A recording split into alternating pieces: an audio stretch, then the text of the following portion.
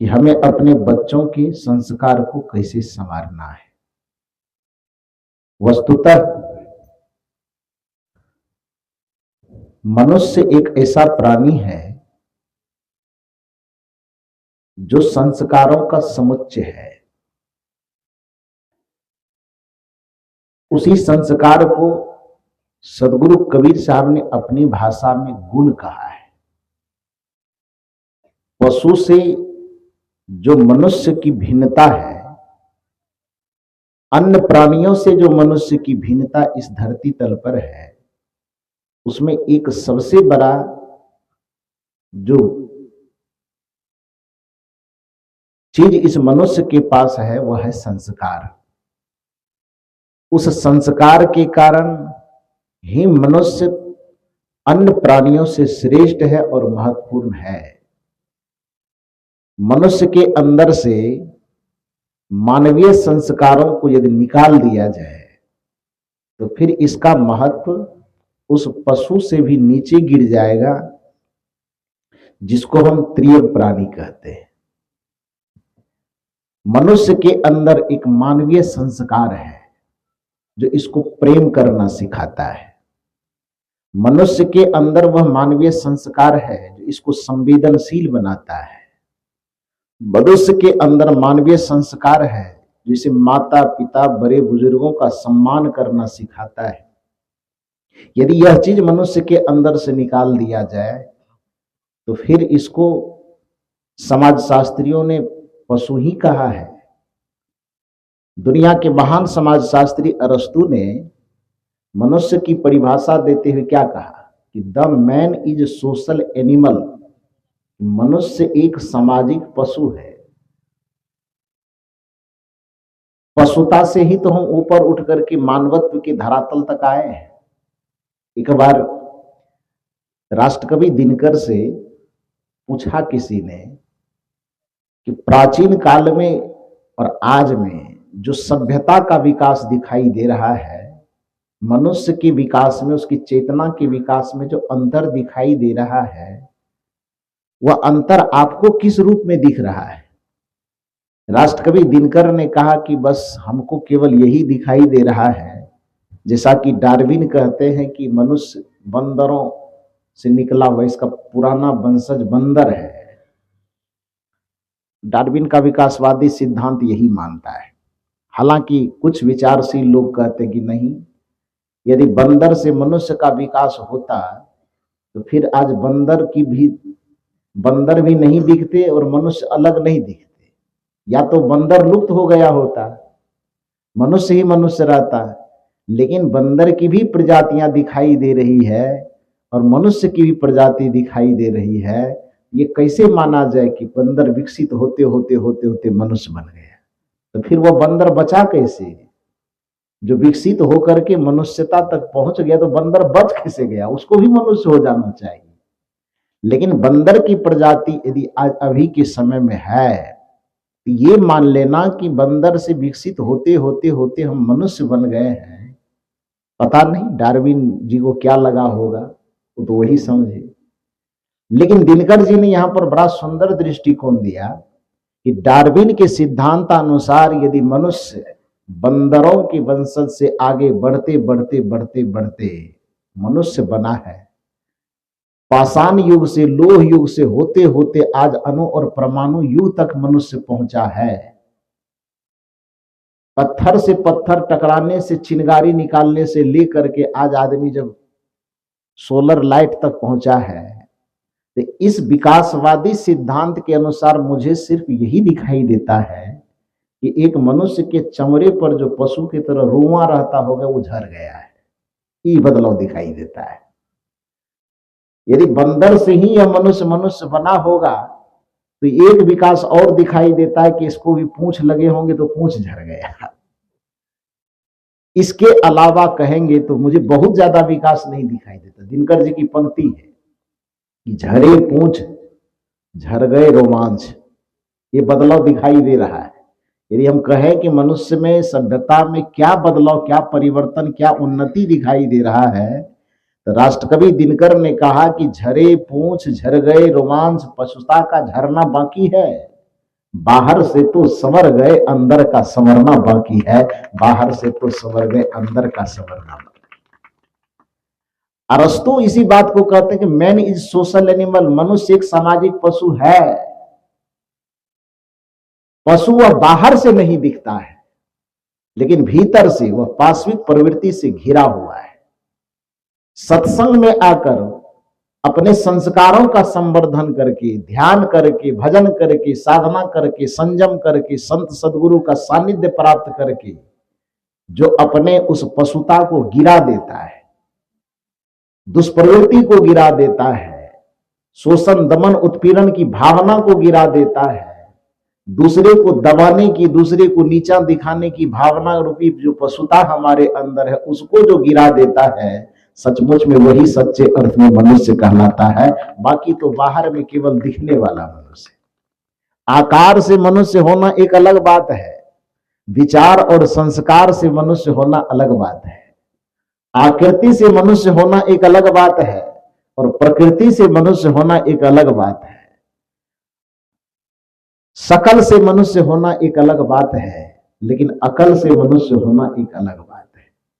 आज शकल वाले मनुष्यों की संख्या बहुत ज्यादा, इतनी ज्यादा है कि सरकार को ये मनुष्यों को संख्या की घटाने पर विचार करना पड़ रहा है। गोस्वामी तुलसीदास जी पता नहीं कौन से धुन में लिख दिए होंगे कि बड़े भाग्य मानुष तन पावा, सुर दुर्लभ सदग्रंथ ही गावा। लेकिन आज यदि गोस्वामी जी को मूल्यांकन करने के लिए आना पड़े 300 वर्ष के बाद, तो गोस्वामी जी कहेंगे कि नहीं, मुझसे गलती हो गई। बड़े भाग्य मानुस्तन पावा यदि हमने लिखा है, तो आज की जो आपकी चाहे राज्य की सरकार है चाहे केंद्र की सरकार है, मनुष्य को बढ़ाने की योजना चला रहा है कि पशु पक्षी को। शेर बढ़े जंगल में, सरकार उस शेर को, बाघ को, भालू को, चीता को बढ़ाने की योजना बना रहा है कि घटाने की? थोड़ा बढ़िया से बोलिए। बढ़ाने की, ये पक्का है। ये तो बगल में जो हम लोग चंपारण के पास जो है ना चिड़ियाघर, उसमें गए थे घूमने के लिए, तो देख रहे थे। नहीं नहीं नहीं, चंपारण के पास में, हाँ नया रायपुर, हाँ वहां मैं गया था, पिछले वर्ष भी गया, इस बार भी घूमने का मौका मिला। तो वहां बहुत सारे पशु को, पक्षी को देखे। वहां के लोगों ने बताया कि सरकार इसको संरक्षण दिया है, बढ़े, दूर दूर से लाया जाता है कि किसी तरह से उसका वंश वृद्धि हो। तो बाघ के, सांप के, बिच्छू के, हाथी, घोड़ा, मनुष्य के अलावा जितने प्राणी है, उन प्राणियों को सरकार बढ़ाने की योजना बनाता है कि घटाने की? बढ़ाने की। जो जंगल में रहने वाला प्राणी, उसकी तो बात छोड़ दीजिए, सरकार तो पैसा योजना चलाता, बकरी बढ़ाओ आंदोलन दिया है कि देता है कि नहीं? पैसा देता है। मछली को बढ़ाने वाला, सुअर तक बढ़ाने के लिए योजना चलाता है। लेकिन आपसे सवाल करूं कि जिस अभिमान में हम फूल रहे, बड़े भाग्य मानुष तन पावा, सरकार का विधान, संविधान मनुष्य को घटाने पर काम कर रहा है कि बढ़ाने पर? कुछ ही दिन में जनसंख्या नियंत्रण कानून आने वाला है, आएगा कि नहीं आएगा? क्यों क्यों घटाना पड़ रहा है? घटाने की स्थिति ठीक है, जनसंख्या बढ़ रही, वो अपने जगह पर है, वह मुद्दा भी है। लेकिन उसी मुद्दे के साथ साथ एक मुद्दा यह भी है कि आज शकल वाले मनुष्यों की संख्या इतनी ज्यादा बढ़ गई है और अकल वाले मनुष्यों की संख्या इतनी ज्यादा घट गई है कि तबाह होकर के, परेशान होकर के सरकार को, संविधान को भी इस पर विचार करना पड़ रहा है कि मनुष्यों को कैसे घटाया जाए, उस पर कैसे नियंत्रण किया जाए। यह सत्संग आपको संस्कारों से समन्वित करके आपको शकल के साथ साथ अकल वाला मनुष्य बनाना चाहता है। आप मनुष्य हैं, लेकिन मनुष्यता से रहित मनुष्य हैं। आप मानव हैं, किंतु मानवता से रहित मानव हैं। आप इंसान हैं, लेकिन इंसानियत से रहित मानव हैं। और इंसानियत से रहित मानव किसी जानवर से ज्यादा खतरनाक होता है, जिसके, जो मानव के शकल में तो हो लेकिन उसके अंदर से मानवता मर गई हो, वो पशु से भी ज्यादा हिंसक हो जाता है। जो इंसान के खोल में तो है, लेकिन यदि उसके अंदर से इंसानियत की संवेदना मर गई है तो वह पशु से भी ज्यादा खतरनाक होता है। एक महात्मा जी एक रास्ते से जा रहे थे, संजोग से उसके बगल से एक सांप गुजरा। वह सांप महात्मा जी को देखा तो झाड़ के तरफ भाग गया छुपने के लिए। महात्मा उस सांप को बुलाया, उस सांप को बुला करके उससे बातचीत किया। सांप से पूछा, भाई तुम एक ऐसा प्राणी हो जिसको देख करके दुनिया के बच्चे बूढ़े जवान सब डरते हैं, और तू पहला ऐसा प्राणी है जो हमको देख करके, मनुष्य को देख करके डर करके झाड़ में छिपने भाग रहा है। भागना हमको चाहिए, तू क्यों भाग रहा है? देखिए व्यंग है इसमें।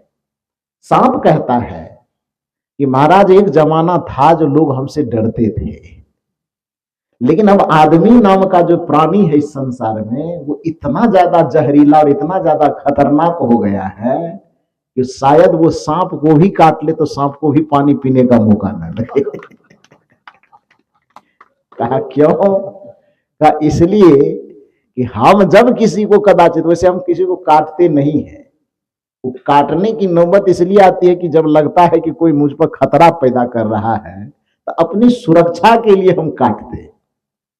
तो पहला कोशिश तो यह करते हैं कि हम किसी को दुख न दें, लेकिन यदि मुझे एहसास होता है कि कोई मुझे क्षति पहुंचाने आ रहा है तो अपनी सुरक्षा के निमित्त में उसे मजबूरन काटता हूं।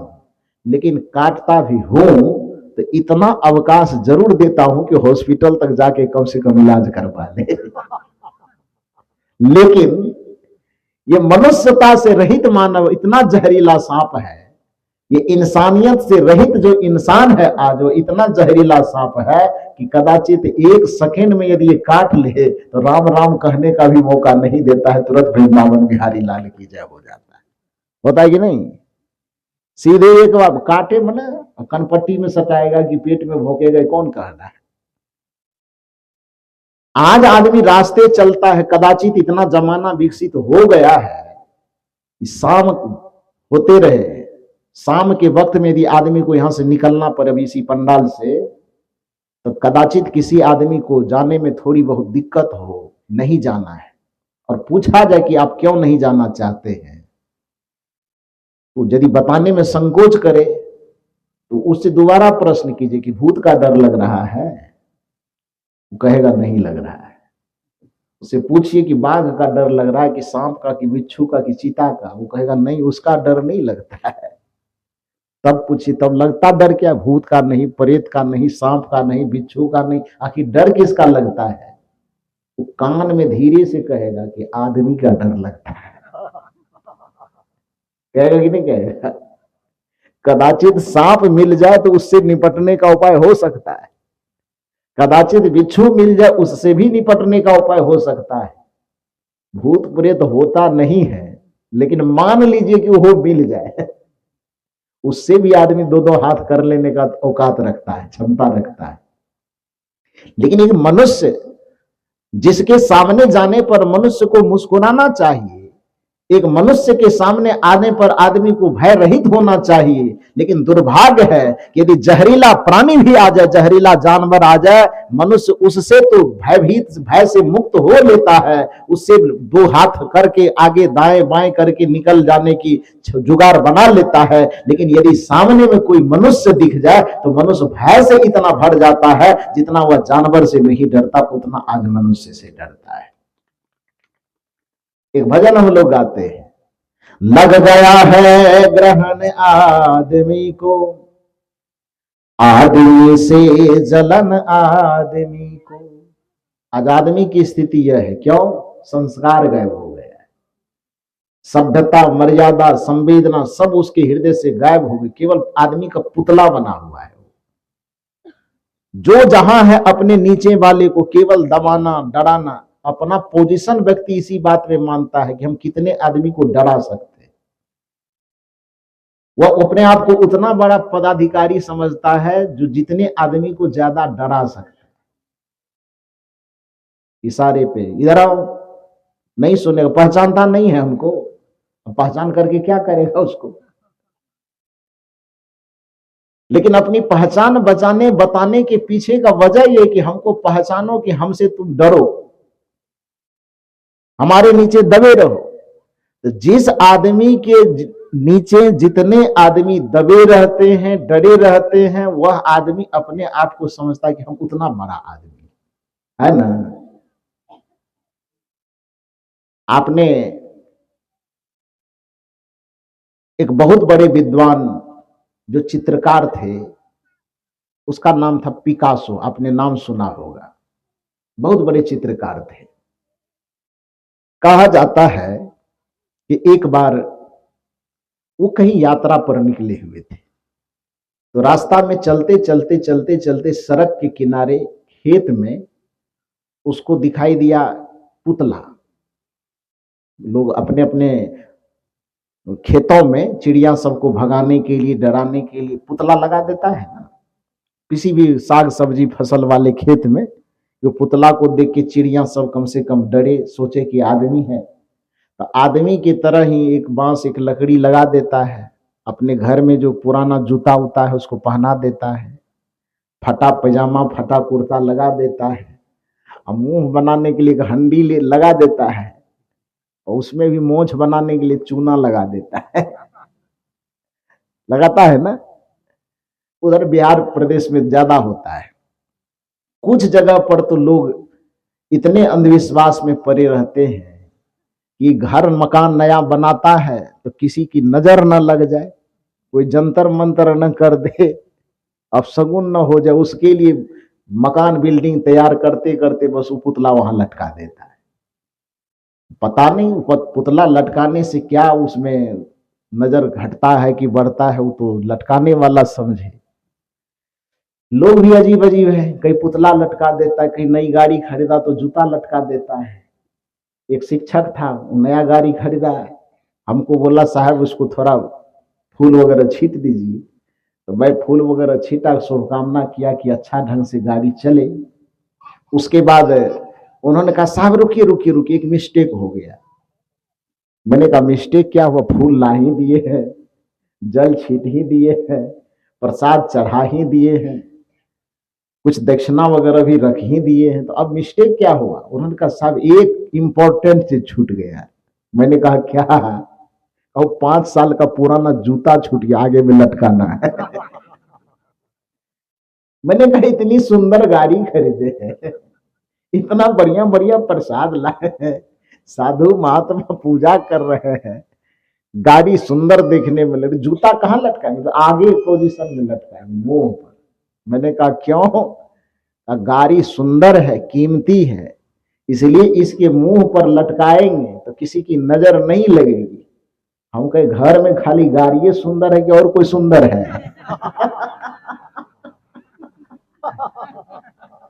गड़बड़ी हो गया। और कोई सुंदर है ना? तो बोला हाँ सुंदर तो है। मैंने कहा कौन? का पत्नी। मैंने कहा ये जूता ले जाके वहां भी लटका देना, किसी की नजर न लग जाए। और वहां पर यदि जूता लटकाने जाएंगे तो क्या हाल होगा? वह जूता आपके सर पे पड़ेगा कि पीठ पे पड़ेगा, वो आप फैसला करेंगे। अजीब सोच है आदमी की। तो वो पुतला टंगा हुआ था वहां पर, पिकासो रास्ते से गुजर रहे थे, उन्होंने देखा कि पुतला टंगा हुआ है। पुतला क्यों टंगा हुआ है? उस खेत में जो किसान काम कर रहे थे, किसान से पूछा भैया ये आदमी की तरह दिखता है क्या? ये कभी देखा नहीं होगा। तो जो खेत में किसान काम कर रहे थे कि महाराज इसको पुतला कहते हैं, क्योंकि आदमी की तरह दिखता है तो पुतला क्यों कहते हैं? आदमी की तरह दिखता है इसीलिए पुतला कहते हैं, आदमी का पुतला। तो इसका काम क्या है? इसका काम है जो खेत में चूंकि हर वक्त तो बैठे रहेंगे नहीं, तो हमारी अनुपस्थिति में, किसी व्यक्ति की अनुपस्थिति में खेत में आने वाले पशु पक्षी वगैरह जो कोई भी है उसको ये डरा करके रखता है, यही इसका काम है। इसीलिए इसको पुतला कहा जाता है। पिकासो बड़े चिंतक थे, चित्रकार थे। तो चित्रकारिता बिना विचार के तो उत्पन्न होगी नहीं, क्योंकि निर्माण रचना उसी के अंदर से उत्पन्न होती है जिसके अंदर कल्पना की समाहार शक्ति। इसलिए जो काव्य शास्त्र में माना जाता है कि काव्य की रचना कौन कर सकता है, तो जिसके अंदर या तो प्रतिभा हो, जिसके अंदर कल्पना की शक्ति हो, या जिसके अंदर अप्रतिहत अभ्यास करने की क्षमता हो, वही व्यक्ति किसी भी चीज की रचना कर सकता है। चाहे चित्र की रचना करे, साहित्य की रचना करे, कि अच्छे संगीतज्ञ बने, कि अच्छे वक्ता बने, कि अच्छा तैराक बने, कि अच्छा क्रिकेटर बने। कोई भी क्षेत्र में यदि कोई व्यक्ति अच्छा मुकाम हासिल कर रहा है, उसके 2-3 कारण होंगे, जिसमें पहला कारण तो प्रमुख होगा कि वह प्रतिभा संपन्न होगा, प्रेजेंट ऑफ माइंड वाला। अब दूसरा कारण होगा कि यदि प्रतिभा थोड़ी बहुत कम भी है तो अभ्यास करने की उसमें इतनी क्षमता होगी, दिन रात इतना वो अभ्यास करने में तत्पर रहेगा कि हर मुकाम को वह हासिल कर सकेगा। तो पिकासो जब इतने बड़े चित्रकार थे तो निश्चित है कि प्रतिभा से संपन्न होंगे, निश्चित है कि उनके अंदर कल्पना की समाहार शक्ति होगी। तो जैसे ही देखा कि पूछा उस किसान से क्या है, कहा पुतला। पुतला का काम क्या है? कहा लोगों की अनुपस्थिति में आने वाले पशु पक्षी जानवर कीड़े मकोड़े सब इनसे भयभीत होते हैं और इससे फसल की सुरक्षा होती है। पिकासो तुरंत दिमाग लगाया और अपने मन में थोड़ी सी कल्पना को संजोया। तुरंत उसके दिमाग में एक नया चिंतन पैदा हुआ कि पुतला है, इसका काम है पशु को पक्षी को डराना।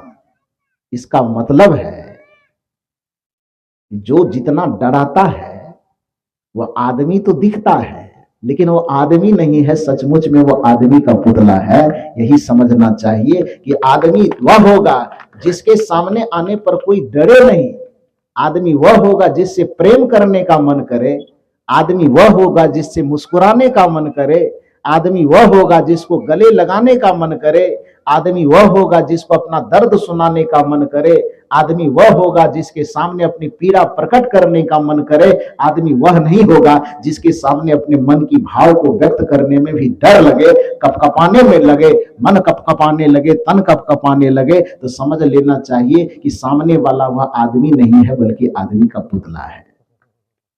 पिकासो का यह चिंतन है।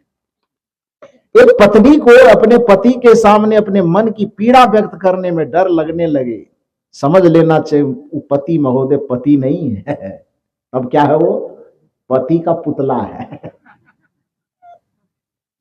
एक पत्नी के सामने में पति को अपने मन की बात कहने में डर लगने लगे, वो पत्नी का पुतला होगा, वो पत्नी नहीं होगा। वो एक बहू को यदि सास के सामने में अपने मन की बात कहने में, अपने मन के उमंग को प्रकट करने में, उल्लास को प्रकट करने में, प्रसन्नता व्यक्त करने में यदि सास से बहू को डर लगने लगे तो सास को समझना चाहिए कि हम सास के पुतला है, हम ओरिजिनल में सास नहीं है।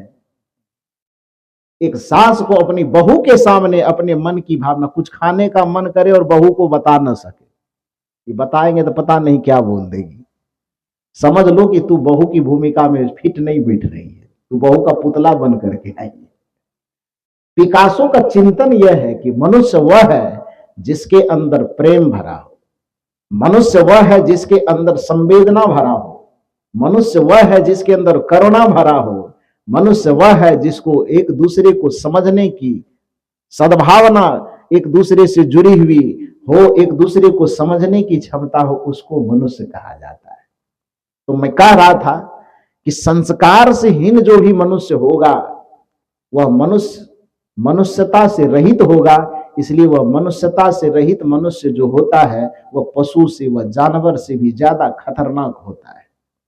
तो भजन में हम लोग गाते हैं कि लग गया है ग्रहण आदमी को, आज के आदमी की यही स्थिति हो गई है, ग्रहण लग गया है। ग्रहण लगने के कारण ही उसे जो नहीं करना पाया जीवन किसी और चीज के लिए, काम कुछ और कर रहा है। मानव का जीवन पाया था दूसरे के दर्द को बांटने के लिए, लेकिन ये मनुष्य ही आज दुनिया को सबसे ज्यादा दर्द देना शुरू किया है। पूछा गया इस्लाम परंपरा में किसी संत से कि मनुष्य को इस धरती पर जन्म क्यों दिया गया। इस्लाम परंपरा के किसी विद्वान ने कहा कि इस संसार में मनुष्य को जन्म केवल एक दूसरे के दर्द को समझने के लिए दिया गया। उसका शायरी सुनिए। इस्लाम परंपरा के एक शायर ने कहा है कि दर्द दिल के वास्ते पैदा किया इंसान को। इस धरती पर इंसान को क्यों लाया गया? दर्द दिल के वास्ते पैदा किया इंसान को, वरना इबादत के लिए दर्रो बया कुछ कम न थे। कि भगवान के खुदा के घर में इबादत करने वालों फरिश्तों की कमी नहीं थी, बल्कि इंसान को तो इस धरती पर इसलिए पैदा किया गया क्योंकि वह सामने पड़े इंसान के दर्द को महसूस कर सके और उसके दर्द को बांटने में सहायक हो सके। इसलिए इंसान को इंसान बना करके धरती पर भेजा गया। एक पुत्र की भूमिका में वह अपने माता पिता के दर्द को समझ सके, इसलिए पुत्र बना करके उसको भेजा गया। एक पिता को पिता बना करके इसलिए भेजा गया क्योंकि वह सामने जब छोटे छोटे बच्चे जन्म ले, जिसकी पीड़ा को कोई समझ न सके, जिसकी संवेदना भावना को कोई समझ न सके, तो आप पिता के रूप में उस बच्चे के मन के कोमल भाव को समझ सके, इसलिए आपको पिता बना करके भेजा गया। एक बच्चे के मन की ममता को, स्नेह समर्पण की चाह को एक मां पहचान ले, इसलिए ममता से भर करके मां को धरती पे भेजा गया। केवल एक इंसान से इंसान का संवेदनात्मक संबंध है, और जिसके हृदय की संवेदना मर गई, जिसके हृदय की इंसानियत मर गई, जिसके हृदय की करुणा मर गई, वह केवल इंसान के खोल में होगा, वह इंसान नहीं हो सकता। मूल रूप से यह समझिए कि आज आदमी की बुद्धि में ऐसा ग्रहण लग गया है कि वह मनुष्य जीवन को, जिस संवेदना को, जिस संस्कार को समेटने के लिए जिसके लिए वो मनुष्य बना है, वह काम वो कर नहीं रहा है। लग गया है ग्रहण आदमी को, आदमी से जलन आदमी को। परिणाम घर जले क्या जले बस्तियां भी, कौन देगा कफन आदमी को। आज एक आध आदमी जले तो बात समझ में आती कि दो चार आदमी मिलके कफन भी देगा, लेकिन हालात ऐसी है कि घर जले कौन कहे, पूरी बस्तियां जल रही है। जितने मनुष्य एक दूसरे के सुख से, एक दूसरे के सम्मान से, एक दूसरे की उन्नति से, एक दूसरे की तरक्की से, एक दूसरे की सुविधा से जल करके खाक हो रहा है। लग गया है ग्रहण आदमी को, आदमी से जलन आदमी को। घर जले क्या जले बस्तियां भी, कौन देगा कफन आदमी को। परिणाम क्या है आज के समाज की? आदमी के शहर में मैं ढूंढता हूं आदमी। सवाल करेंगे आप, अंधे हो गए हैं कि आदमी के शहर में आपको आदमी ढूंढना पड़ रहा है? उत्तर होगा, अंधे हम नहीं हुए, अंधे दार्शनिक नहीं हुए, बल्कि आदमी के शहर में जो आदमी ढूंढने की जरूरत पड़ रही है उसका वजह सुनिए।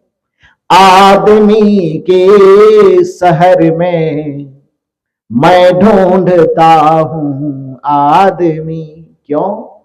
आदमी के शहर में ही, आदमी के शहर में ही खो गया है आदमी। आदमी के शहर में मैं ढूंढता हूं आदमी।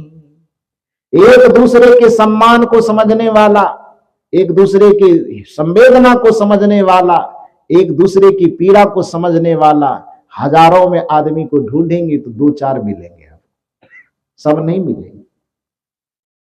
सब केवल आपकी पीड़ा का मजाक उड़ाएंगे। इसलिए महर्षि चाणक्य ने कहा कि यदि अपने मन की पीड़ा किसी को कहो तो थोड़ा सावधान होकर के कहना, क्योंकि यदि तुम्हारे हृदय में किसी पीड़ा का, किसी दर्द का घाव है और उस घाव को लेकर के हर एक घर में अपने दर्द को सुनाने जाओगे तो दुनिया के हर एक घरों में महलम पट्टी तो कम मिलती है, लेकिन दुनिया के हर एक घरों में नमक का पैकेट जरूर मिलता है। तो जिसके पास अपना दर्द दिखाने जाओगे ना, महलम कम लगाएगा, बदले में क्या करेगा? थोड़ा बोल दीजिए, आप लोग समझ गए। क्योंकि महलम सबके घर में नहीं होता है ना। नमक एक ऐसा चीज है जो सबके घर में होता है ना। तो घाव दिखाने जब जाएंगे तो महलम मिले ना मिले कोई गारंटी नहीं है, लेकिन नमक जरूर मिलेगा। मिलेगा कि नहीं? इसलिए रहीम कवि का चिंतन है कि रही मन निज मन की व्यथा, अपने मन की पीड़ा, अपने मन के कष्ट, अपने मन के दर्द को हर जगह मत सुनाया कीजिए। रही मन निज मन की व्यथा, मन ही राखो गोय, दबा करके रखो। क्यों भाई? तो सुन इठलई हैं लोग सब, जिनको सुनाओगे तो तुम्हारे दर्द में सहभागी नहीं बनेगा, बल्कि तुम्हारे दर्द में रस ले लेकर के और दूसरे को सुनाएगा। सुन इठलई हैं लोग सब, बाटन लिन्ना को। आपके दर्द को बांटने वाले बहुत कम मिलेंगे। आपके दर्द को खुरेद करके, उसे खुरच करके, उस घाव को, उस पीड़ा को बढ़ाने वाले लोग और ज्यादा मिले। इसलिए हर जगह अपनी पीड़ा सुनाना भी नहीं चाहिए, हर जगह अपने दर्द का बयान नहीं करना चाहिए। आदमी के शहर में मैं ढूंढता हूं आदमी, आदमी के शहर में ही खो गया है आदमी, आदमी के शहर में मैं ढूंढता हूं आदमी। आदमी के शहर में आज आदमी को ढूंढना पड़ रहा है। आज आदमी की भीड़ है, आज रिश्तों की भीड़ है, संबंधों की भीड़ है, फिर भी आदमी अपने आप को बिल्कुल अकेला महसूस कर रहा है। क्यों? क्योंकि वही बात है कि इंसान के खोल में वो है, लेकिन खोल से जो इंसानियत की संवेदना होनी चाहिए, जो दर्द को अनुभव करने की भावना होनी चाहिए, जो एक दूसरे की पीड़ा को समझने की भावना होनी चाहिए, एक दूसरे को सम्मान करने का जो संस्कार होना चाहिए, वो संस्कार आज खत्म हो गया, वो मर गया है। आज माता पिता लोग बनते भी है तो नाम के माता पिता बनते। आज पति बनता है तो लोग नाम का पति बनता है। राम के जैसा पति और सीता के जैसा पत्नी खोजेगा, कैठो मिलेगा? कितना प्रतिशत मिलेगा? नहीं मिलेगा। वसुदेव के जैसा पति और देवकी के जैसा पत्नी खोजे, कितना प्रतिशत मिलेगा? दशरथ के जैसा पति और कौशल्या के जैसा पत्नी खोजे, कितना प्रतिशत मिलेगा? मिलेगा? नहीं मिल पाएगा। हर जगह केवल अधिकार अधिकार अधिकार की बात करता है। सम्मान, संस्कार, रिश्ते, उम्र, इसका प्रभाव या प्रवाह कोई नहीं करता। तो जिसके कारण से होता क्या है कि रिश्तों की डोर में बंध करके भीड़ तो इकट्ठी हो जाती है, लेकिन एक दूसरे से जो रस मिलना चाहिए, एक दूसरे से जो आनंद मिलना चाहिए, एक दूसरे के बीच में हंसते खिलखिलाते जो स्वर्ग का वातावरण अनुभव होना चाहिए, वो वातावरण का अनुभव नहीं होता है। आज पति और पत्नी के बीच से भी जो स्वर्ग का सुख मिलना चाहिए, वो स्वर्ग का सुख खत्म हो गया।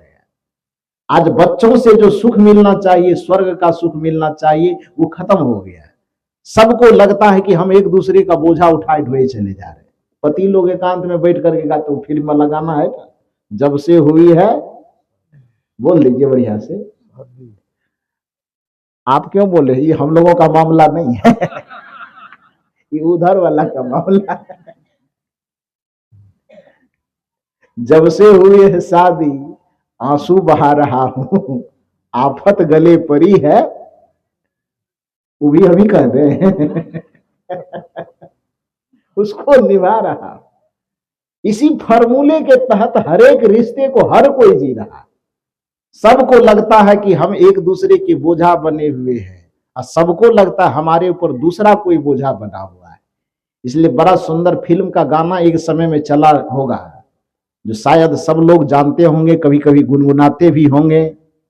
वो गाना कौन सा है? जिंदगी की राहों में, सुने गाना? सुना दूं?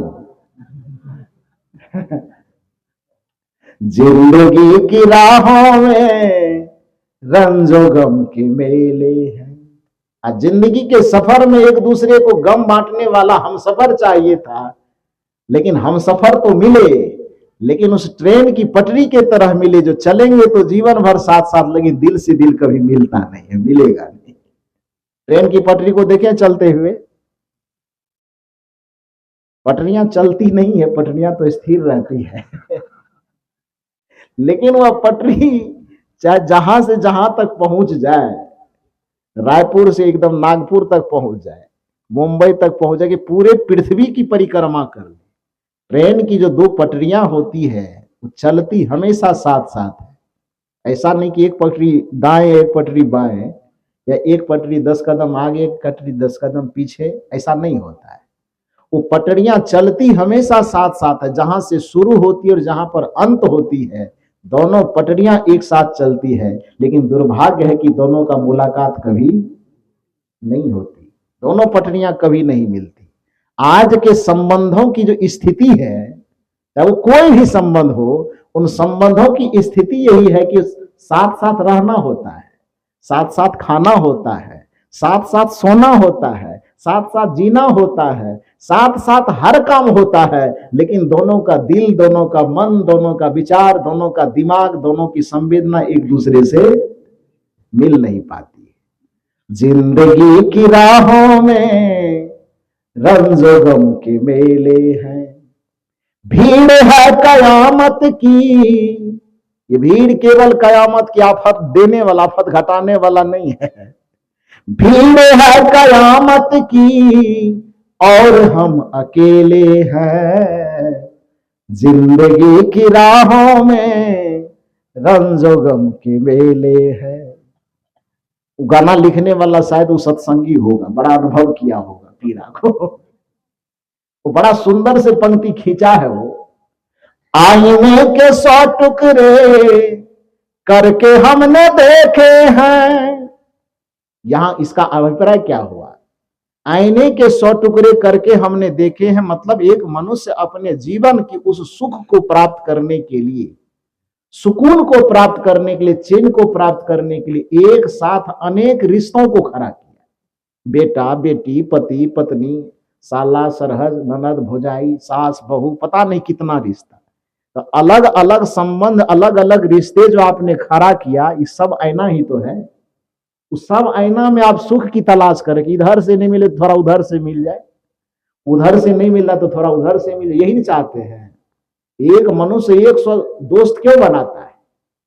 मुंशी प्रेमचंद ने कहा कि एक मनुष्य दर दर इसलिए भटकता है, जैसे एक कुत्ते को देखो कि यदि उसे एक दरवाजे पर उसका पेट नहीं भरता हो, तभी वह 10 दरवाजे की तरफ मुंह को लेकर के जाता है ना। प्रेमचंद का कोई उपन्यास है, याद नहीं है मुझे अभी, उसमें उस पंक्ति को मैं पढ़ा था कि एक कुत्ते तभी 10 दरवाजे पर जा करके भौंकता है जब उसे अपने एक दरवाजे पर एक मालिक से उसका पेट नहीं भरता है।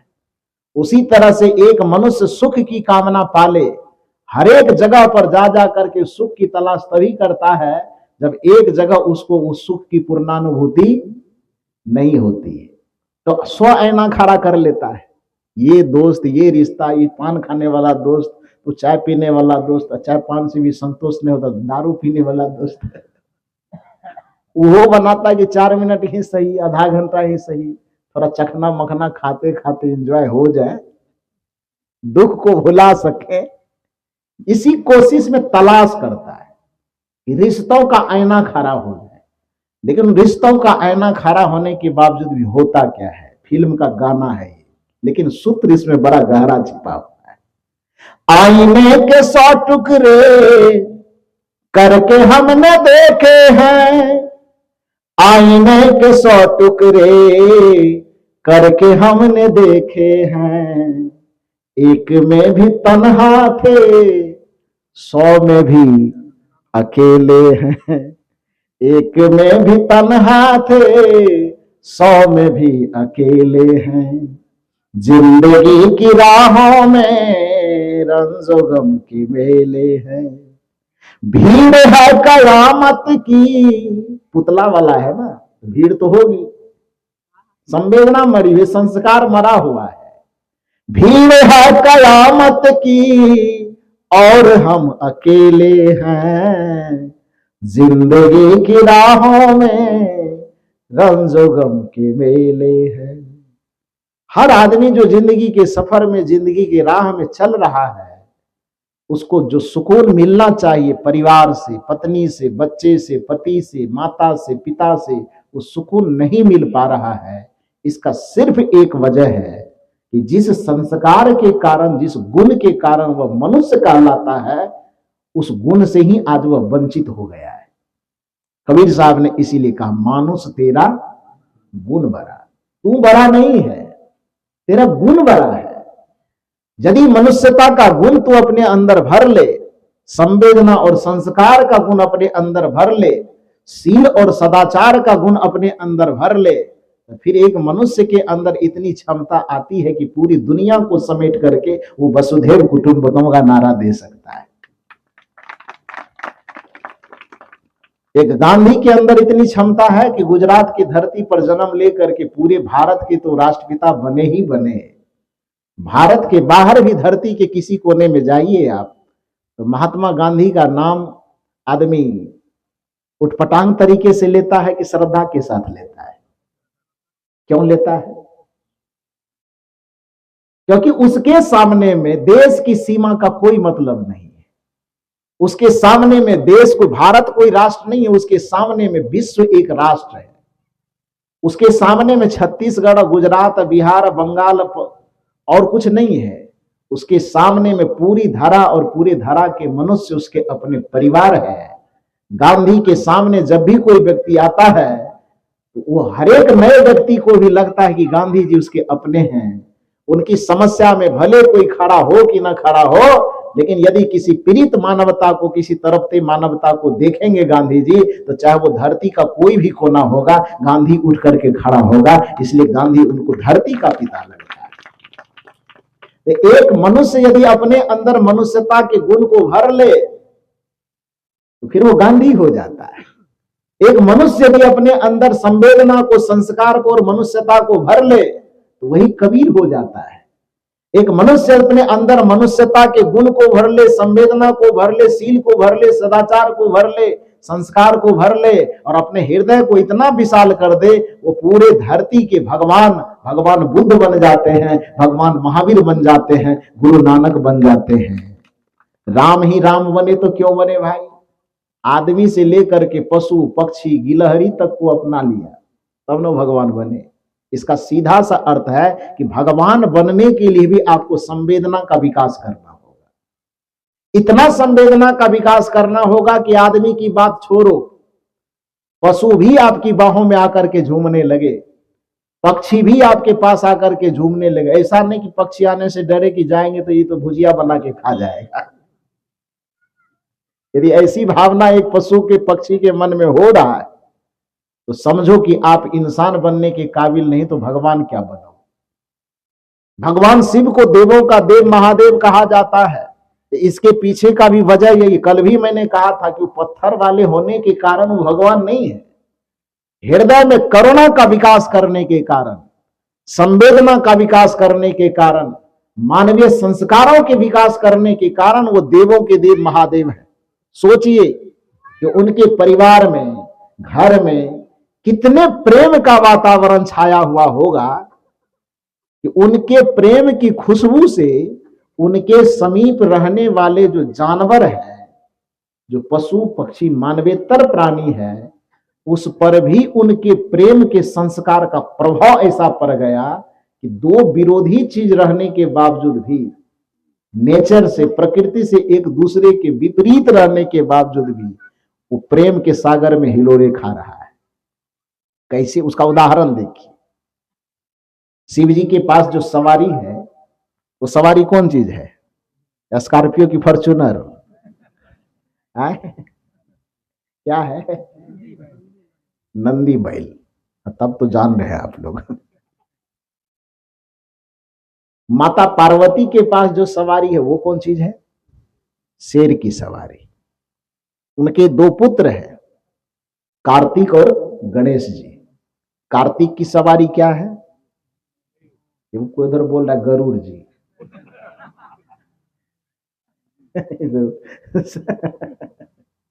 मयूर है, गरुड़ तो विष्णु जी की सवारी है, तो मयूर है।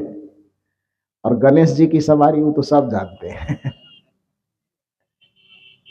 स्कूटरी है क्या? चूहा है। वो 100 पीस में होगा चूहा। गणेश जी बेचारा कभी ट्राई नहीं किया होगा। मेरे समझ से यदि ट्राई के लिए भी कभी रोड पे निकालते तो एक पैर धरते धरते उसके सवारी की चटनी बन जाती। खैर जो भी हो, प्रचलित है कि गणेश जी की सवारी क्या है? चूहा है। गणेश, ये शंकर जी के गले में जो माला है वो किस चीज का है? सांप का, नाग सांप है। अब उसमें कितनी संख्या हो गई? एक बैल, एक बाघ, एक मयूर, एक चूहा, और शिव जी के गले का जो हार है वो नाग सांप। ये 5 चीज हो गया। इसके अंदर मानव वाला बुद्धि नहीं है। बुद्धि है? 5 में से किसी के अंदर एक मनुष्य वाला बुद्धि नहीं, विकसित बुद्धि नहीं है। लेकिन विकसित बुद्धि न होने के बावजूद भी, मानवेतर प्राणी होने के बावजूद, सोचिए कि शिव जी में, पार्वती जी में, गणेश जी में, कार्तिक जी में आपस का रहना, एक दूसरे का सम्मान करना, एक दूसरे को आदर देना, एक दूसरे के हृदय से हृदय के तार को जोड़ करके रखना, एक दूसरे के संवेदना, करुणा और प्रेम को समझना, यह कितना व्यापक स्तर पर रहा होगा कि उसके छाया में रह करके सांप और चूहा एक दूसरे के समर्थक हैं कि विरोधी? दोनों कांग्रेस बीजेपी है कि नहीं है? एक दूसरे के विपक्षी दल है वो। सांप इस ताक में रहता है कि चूहा कब आवे मुंह में, उसको लपेट करके अंदर भोजन कर ले उसका, होता है कि नहीं? तो सांप का आहार है चूहा।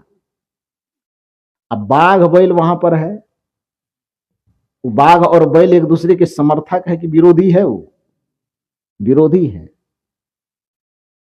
अब मयूर और सांप एक दूसरे के समर्थक है कि विरोधी? विरोधी है।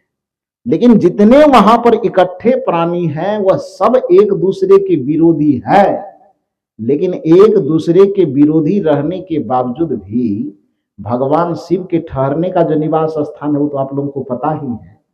कोई 8 कोठी का बिल्डिंग तो था नहीं कि एक कमरे में उधर बैल को, एक में बाघ को, एक में मयूर को अलग अलग रहने के लिए देता, ऐसा नहीं ना था।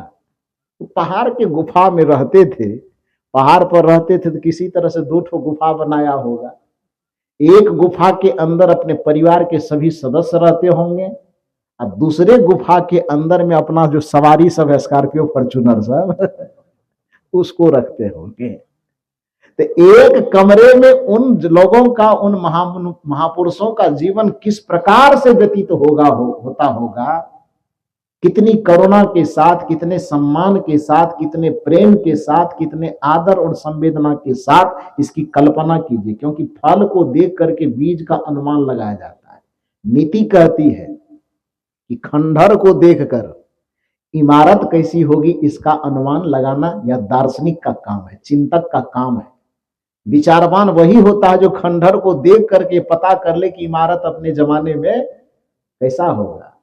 यदि आपको बाघ में, बैल में नफरत के बजाय प्रेम दिखाई दे रहा है, यदि आपको मयूर में और सांप में नफरत के बजाय प्रेम दिखाई दे रहा है, यदि आपको सांप और चूहा जो प्रकृति से एक दूसरे के विरोधी हैं या योग कहें कि एक दूसरे के आहार है, उसके बावजूद भी आपस में वो प्रेम से रहता हुआ दिखाई देता है, कभी किसी पर प्रहार करता हुआ नहीं दिखाई दे रहा है, इससे उस इमारत की कल्पना कीजिए कि भगवान शिव का गुजर बसर कैसा होता होगा।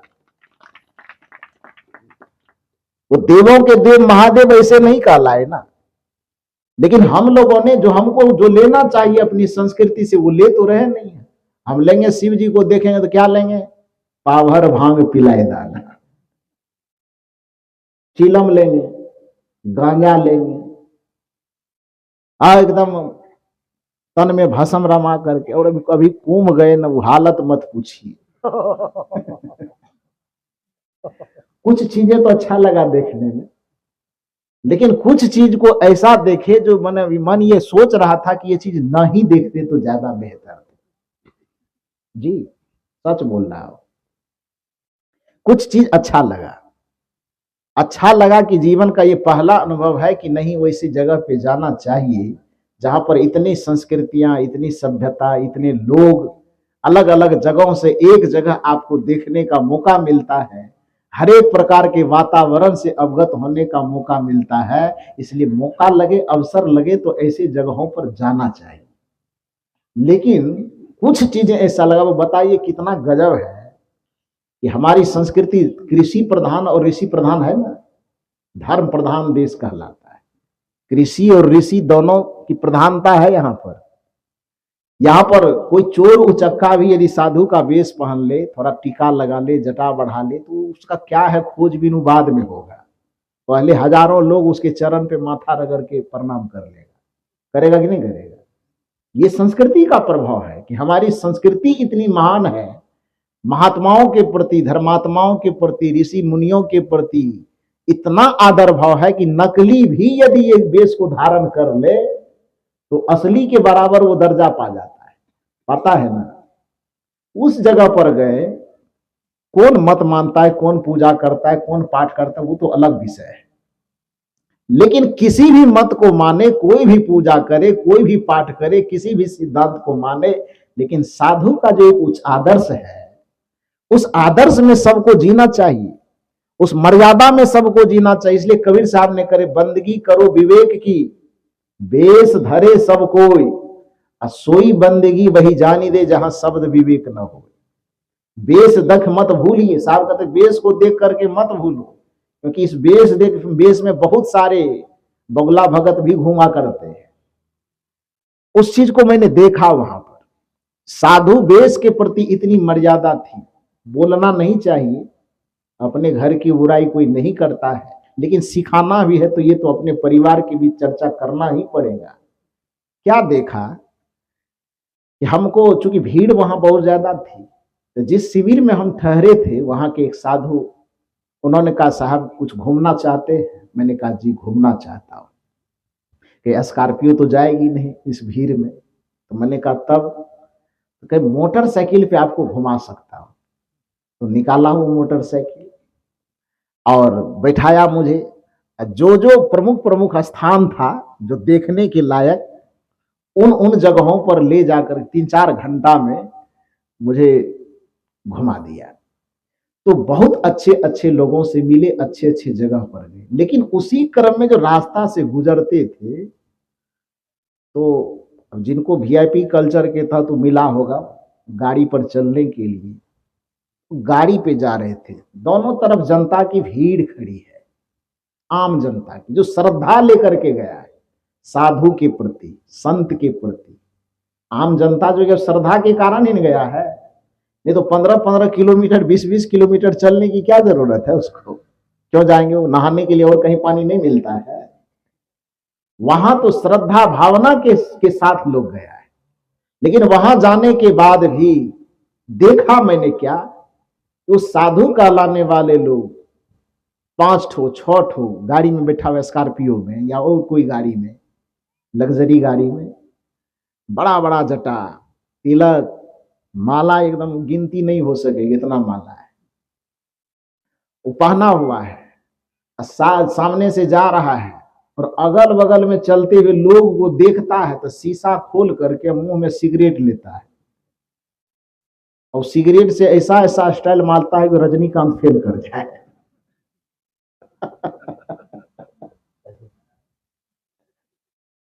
आप क्या करने लगे? सच बोल रहा हूं, देख करके हैरानी हुई कि बताइए, इनको देखने वाले जितने लोग देखते होंगे, उससे उसकी आस्था बन जाएगी कि आस्था बिगड़ जाएगी? वो बिगड़ेगी कि नहीं बिगड़ेगी? उसके मन में पहली बार लगेगा कि साधु का मतलब यह भी होता है। कोई माँ महन लगा करके कोई किसी को गाली दे रहा है, जरा सा कोई बात कर इतना भड़कता है, चिमटा लेके दौड़ता है, मारेंगे तो दिमाग खराब। गांजा धोक रहा है, सिगरेट धोक रहा है, मतलब ऐसा ऐसा अद्भुत चीज कि मतलब बड़ा विचित्र लग रहा है। कहने का मतलब पूछो उनसे कि ऐसा क्यों कर रहे हैं, वो कहेंगे हम तो शंकर जी के चेला है, सिगरेट पी रहे हैं, गांजा पी रहे थे, ये शिव जी का प्रसाद है। अरे भैया, तुमको शिव जी से यदि लेने के लिए भी मिला तो खाली गंजे लेने के लिए मिला। शिव जी से लेना हो, शिव से करुणा ले लो ना, शिव जी से लेना हो तो त्याग ले लो कि हमें रहने के लिए कुछ मिले न मिले, यदि हमारे पास सामर्थ्य हो तो अपने सामर्थ्य को दुनिया के लिए लुटा दें। यह प्रेरणा लेना हो तो भगवान शिव से ले लो, ये शिव से प्रेरणा लेने की चीज है। निरहंकारी बनकर के कैसे जीना चाहिए, जिसका रक्षक कोई ना हो, जिसका कोई नहीं नाथ होता कहता, उसका कौन होता है? भोलेनाथ होता है। तो जिसका कोई नाथ ना हो, जिसको कोई सहारा देने वाला ना हो, जिसको कोई सम्मान देने वाला नहीं हो, जिसको सफलता की ओर कोई बढ़ाने वाला ना हो, उन अनाथों का नाथ बन जाने की क्षमता अपने अंदर में पैदा कर लो। यह प्रेरणा यदि शिव से ले सको तो यह प्रेरणा शिव से लेना चाहिए। वो देवों के देव महादेव इसलिए नहीं है कि गले में नाग लटकाए रहते, वो देवों के देव महादेव इसलिए है क्योंकि हृदय उनका करुणा से भरा हुआ है, मानवीय गुणों से, सद्गुणों से, सदाचारों से, शीलों से, संस्कारों से भरा हुआ है, प्रेम से भरा हुआ है। जिस प्रेम का गंगा का प्रवाह निकलने से स्वर्ग धरा पर आवे कि ना आवे, लेकिन शिव के हृदय में जो करुणा और प्रेम की संस्कार, प्रेम का संवेदना भरा हुआ है, उसके प्रवाह से इस धरती पर निश्चित ही स्वर्ग आ जाएगी, इसमें कोई दो मत नहीं। गंगा आपके मन के तापों को दूर कर सके कि न कर सके, ये कोई गारंटी नहीं दी जा सकती, लेकिन शिव के हृदय से जो करुणा की गंगा प्रवाहित होती है, शिव के हृदय से जो प्रेम और संवेदना की गंगा प्रवाहित होती है, वह गंगा यदि आपके हृदय तक पहुंच जाए तो आपके जीवन का ताप संताप सब दूर हो सकता है, सारा कष्ट मुक्त हो सकता है, ये गारंटी दी जा सकती है। उस प्रेम को अपने तक पहुंचने दीजिए। तो कहने का ये मतलब है, मैं ये कहना चाहता हूं कि कृष्ण प्रेम के पुजारी थे इसलिए वो भगवान कहलाए, शिव करुणा के पुजारी थे इसलिए वो भगवान कहलाए। तो दुनिया के जो भी महामानव हुए वो अपने अंदर के छिपे हुए गुणों का विकास करने के कारण, जिसको कबीर साहब कहते मानुष तेरा गुण बड़ा, मांस न आवे काज, हार न होते आवरण, त्वचा न बाजन बाज।